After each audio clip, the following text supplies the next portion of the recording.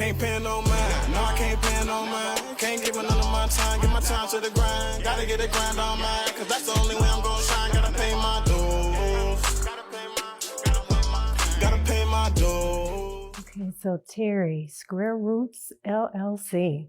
Yes. First of all, this place is awesome. Thank you. Absolutely Thank you. amazing. Thank you. And this was all your concept in this room. Yes. Just, you know, from scratch to, it was just an open place. And I seen it in a certain light, and I wasn't going to stop until I finished what I seen. So you are a very intriguing, fascinating man. Thank you. I've never heard that, but thank you. Thank you. Yes. You know, things that, you know, you giving me your background and sharing so much. I mean, you are a man who has lived, and like we were just laughing, it's just so ironic that here you are, you are the person that anyone who wants to open a marijuana dispensary, they're going to have to come to you to learn all about it. Yes, I'm one of 26 people that was able to get a license. The license is, it's a marijuana vendor. Basically, anybody that's going to touch the marijuana plant, they have to go through an 8-hour course and be certified to be able to work in these environments. So, you know, anything from a delivery service to security service to, you know, dispensaries, you know, anything to do with touching the plant, they have to go through an 8-hour class. And I wanted to go for that because I felt like I had a lot to inform people of, you know, from the good things of marijuana and the bad things. And, you know, there's good and bad from it. To me, there's a lot more good from it than it is bad. So, you know, I felt like I could be out there and talk to people and really understand, let them understand the goods and the bads of it. Okay, so you are a licensed teacher to school people on everything about marijuana. Yes. The good and the bad. What is the bad in marijuana? Well, you know, if kids smoke too early, sometimes, you know, 60% of the time, you know, it could be a bad thing for kids because sometimes, you know, they get into a pattern where they kind of steer away from things that they were doing. So I really don't believe that kids under 18, I don't think it should be 21. Me personally, I think 18, you know, and under shouldn't be able to smoke. So the goods and bads, it's, you know what I mean? Same thing, like kids can get an edible, and an edible, our dosages are too high for kids. So a kid can get an edible and you don't know, and it can become a problem. So I just want people to understand that if you're going to use marijuana or edibles or in any way, you have to understand it fully. So, you know, 21 and up, you know, you could, even for a 21-year-old to eat an edible, if you don't know the milligrams and what your body can take, you could have a bad experience where you never want to mess with it again. Somebody that knows the milligrams does the same thing and they will have the best experience and they will always want to keep. So it's all in dosages, and you have to understand that. Like, a lot of people don't understand that. People get an edible like, oh, it tastes so good, and just eat the whole thing. And there's consequences, you know.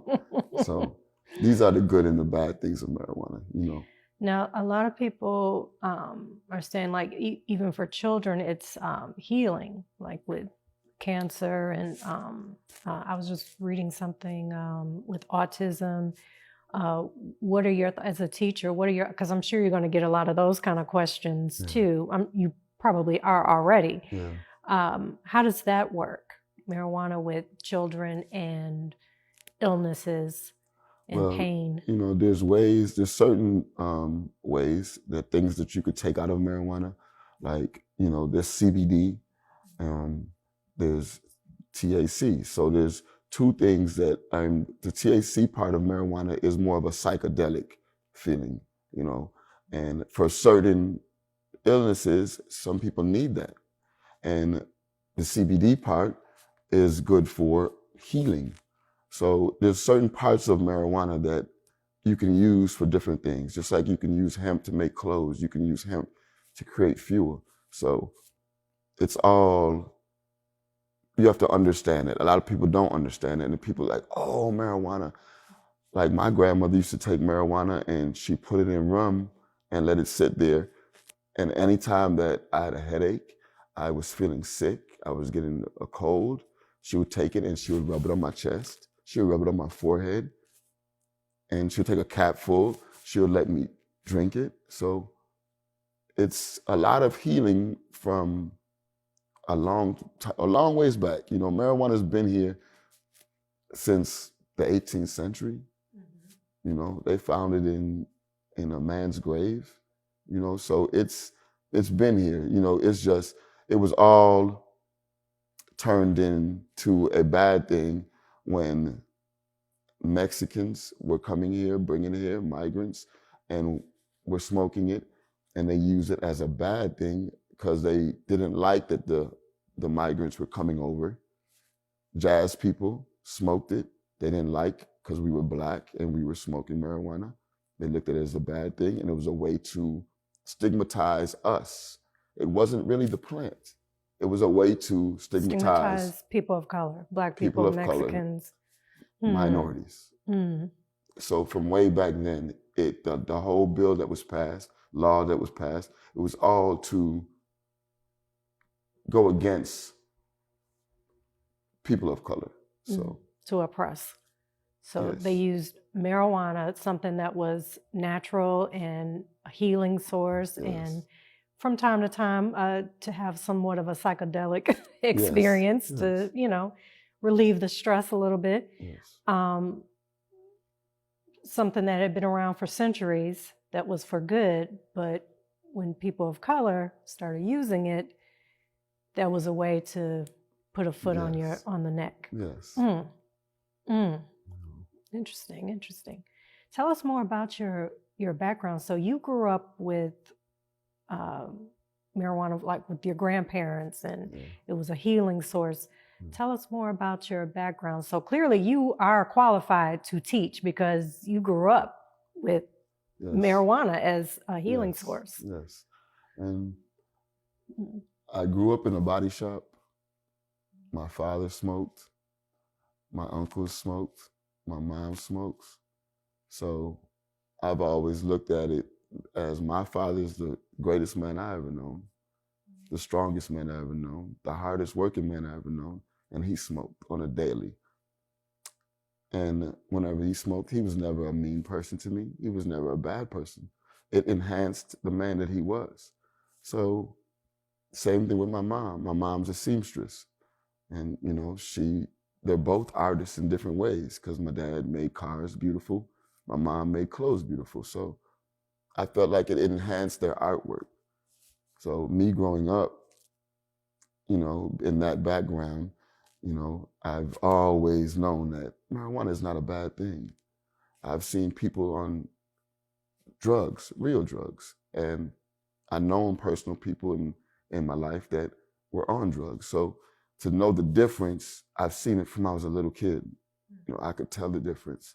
And that's why when they, you know, when you stigmatize marijuana as a narcotic or something that is put with cocaine and heroin and all of these things, to me, that was bad. You know, right now, it could have generated, if they're just now coming to understand. Imagine if we would have known from back then the amount of money and debt that we would have been took out of. And it's the same thing in Jamaica, you know. Jamaica owes America a lot of money. So just like how they oppress different islands, you know, they do it to Puerto Rico, they do it to a lot of islands. They do it and then they tell you that this is a drug. And Jamaica, knowing that they owed America so much money, they didn't want to say that it's not a drug. And really, they were the first ones to really know that this is a healing source. I'm not going to say the first ones, but one of the ones. And to know that, like, to see California making so much money, to see all these other countries, Canada, making so much money from marijuana, it bothers me to see that Jamaica is still in debt and all these other countries are benefit from it. And now they're trying to legalize, they legalized it now, and they're trying to make up, but they're behind. And that always bothered me too. So these are reasons why what made me go for the license that I chose to go for. I think that was a smart move on your part, because now those who are opening up dispensaries, they're seen as entrepreneurs and, respected businessmen, whereas places like Jamaica and Puerto Rico, I mean, it's still seen as the stigma is still there. Yes, yes. And even in California right now, like, you have a set of minorities that are doing their thing, and it's still, to me, that, they set up where it's always kept us down. And now they do set up, just like even with the bills that have been passed, right? There's people in California that are in major companies that are controlling a game that they never understood. And that is my part, what I don't like. I don't like that, this man that was over here in this world, I don't know exactly what world to say, but, he was in this world, and now because there's money in it, he's over here because he had so much money he could be able to. But he doesn't know how to run it right way. He doesn't respect it, and he doesn't respect the plant. So I commend Chicago for being the way that they've set up their bills, where their laws, where, it's social equity, and they're trying their hardest to make sure that the minorities are able to get a stronghold in this world. So out of all the states, Chicago has done the best that I personally seen. And I, commend the people that passed those laws. That is awesome. And then I think about all the people of color who were locked up for so many years, and still locked up. Yes. What do you think could possibly happen now with all those young men and women who are locked up for respecting the plant and selling the plant, which was helping people? Yes. What do you think could possibly happen now? Could they be released now, or what? Am I dreaming, or what? I have family members. Me personally, I've been, locked up for marijuana a lot of times.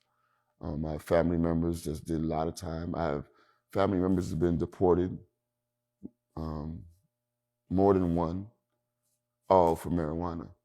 So me personally, I feel like the way that it is going, because they are expunging people's records, but there's been people that have been so damaged from it, them expunging records is never going to give back what they've went through.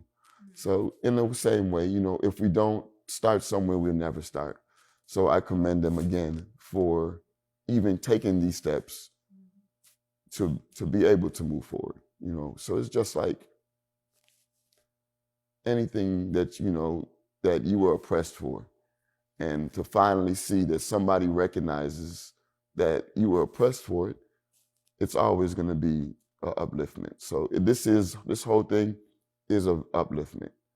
And a lot of people don't understand it, because I don't wear a suit and come in and look like, the average businessman.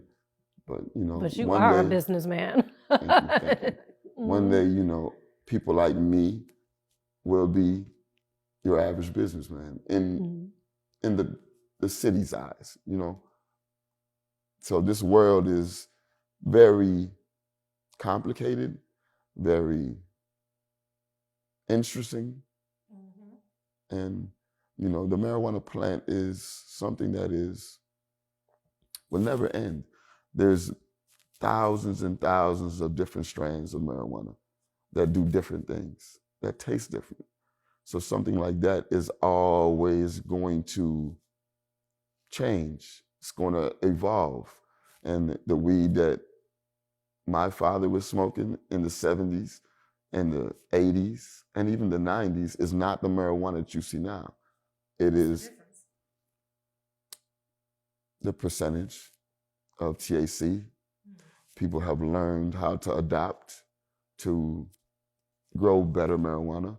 They've learned how to do greenhouse. They learn how to grow on water, aeroponics. There's so much different ways that people have adopted to groom the plant, to make the plant a better plant. So, my big fear is I just don't want the big companies to come in and start, just doing things that are not natural for the plant. Right. That is what I don't want, and turn it into a cigarette, I want people to really respect the plant at the same time. And let's see where it goes. It's going to go somewhere great as long as we can all learn to love it and create naturally, not scientifically, more to say. That is a concern because it is a natural plant. As Cat Williams says, it just grows from the ground. Yes. You ain't got to do nothing to it. Yes. Just leave it in its state, yes. It's really a very strong plant. Leave it as natural as it came out of the ground. Yes. But I do have my concerns that now that it's about to become corporate, that they're going to start lacing it with things that are going to kill people. Yes. Long term, kill people off. I'm very how would you stop that though? How? It comes from. It's going to take a lot of people rallying to try to keep these companies where they don't do that. And if we could all come together and make sure that we, it's going to be a lot of things that certain things we're not going to be able to stop. They're going to try. But if there's more people that love the plant and naturally growing better than these mass companies, there's a lot of craft people that really love the plant. So if we can focus on that and teaching the bad things, just like another thing why I said that one of the bad things of marijuana, there's carts now, these vape carts. And people are making and adding things to those. And if you don't know that the cart is supposed to look a certain way, if you get a cart and it's dark and it moves, you can look and you see the bubble moving around in there, it's not, 80% of the time it's not going to be good. And that's not good for you. There's ways to know purity when you see it. If you see the cart and it's very clear and you do like this and the bubble does not move, it takes 3 minutes for the bubble to move from the bottom to the top. That is a way to know that it's pure THC. So, that's my problem with the masses coming into this game. There's a lot of people that want to gain a fast buck. And, that is why I chose the classes too, because I can inform people what fake carts look like and what real carts look like. So, if you see a cart and, in these dispensaries, you're not going to see a cart for under $50. And in the streets, there's people selling carts for $25 and under. You know, you can't do that. That's fake carts. There's no way somebody could produce that oil because it's so expensive and put it in a cart and sell it to you for that price. So from once somebody's giving it to you for that price, you should question that. So these are all the things that I personally worry about with marijuana. But, you know, that's why I chose the license that I chose, where I could inform people. And Illinois has gave me that power, so I'm grateful. Good, good. Now, this is a personal question for me. Now, back in my youth, you know, worked in the music industry. So, you know, oftentimes, you know, you'd be in a studio session and the producers would, you know, be smoking marijuana. And I remember my friends who were producers, they were like, it helped them to become more creative. And they would put out some good stuff, Yes. right? But for me, you know, I tried it and I was just laid out, knocked out sleep. It didn't make me more creative. I felt like I was more creative without it, but it sure did put me to sleep though. Yes. You know, like I said, again, I can't drink. I have one drink and I'm out. So everything is not for everybody. And, you know, you have people out there, oh, I want to do this and I want to, that doesn't mean it's for you, you know. How do you know if marijuana is, I guess you just have to try it. Yes, and it all is in dosages. Like, you wouldn't want to try the best marijuana. Me, for a marijuana smoker, I want to try the best marijuana. You don't smoke. So a sativa, something lighter would be better for you, and you don't smoke as much. You take 1 or 2 puffs when somebody else might smoke the whole thing. So it is all in, like I said, it comes back to dosages. And if you don't know your limits, or you might have a bad time with marijuana and you'd be like, oh, I never want to try it again. And somebody else might know their limits, might try a little bit and understand why everybody else loves it so much. So it's all in trial and error. Like, that's like liquor. Liquor's a thing that some people can drink. Same thing. And some people can't drink. I'm one of those people that can't drink, you know. So, and you know, if smokers, most smokers, they don't drink like that, you know. So. I like my wine. Yeah.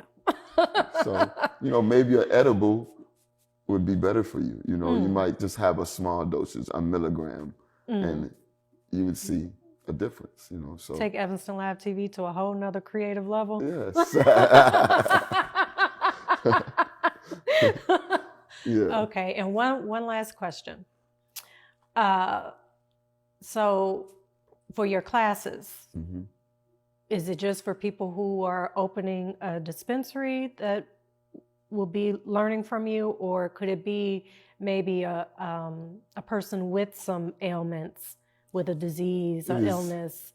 Could they come and take your class to learn some alternative ways to heal themselves outside of, you know, Western medicine? Well, you know, the classes are basically for anybody that is going to open anything touching the marijuana plant. So, you know, for people more like that are sick, or, you know, there's going to be other types of classes that they could take, but this is just to get certified for the state of Illinois. You know, if you need to be certified for the state of Illinois, I have the power to give you an 8-hour class and certify you with the state of Illinois. So, you know, anybody that is looking to open a business in marijuana, touching the plant, I'm not talking about like other ancillary parts of the business, I'm talking about touching the marijuana plant. You have to have an 8-hour certified class to be able to open. Well, all right, Terry, is there anything else you want to get out to the people about respecting the plant? Just get ready and open your eyes. I want us minority people to come together and realize that this is a big business and there's going to be a lot of doors opening. And my advice is to become informed, you know. Don't sit back and judge. Become informed and understand. Well, thank you so much for your time today, Terry. Thank you so Thank you, much. thank you. Thank you so much. All right. I'm gonna shine, gotta pay my dues. Gotta pay my dues.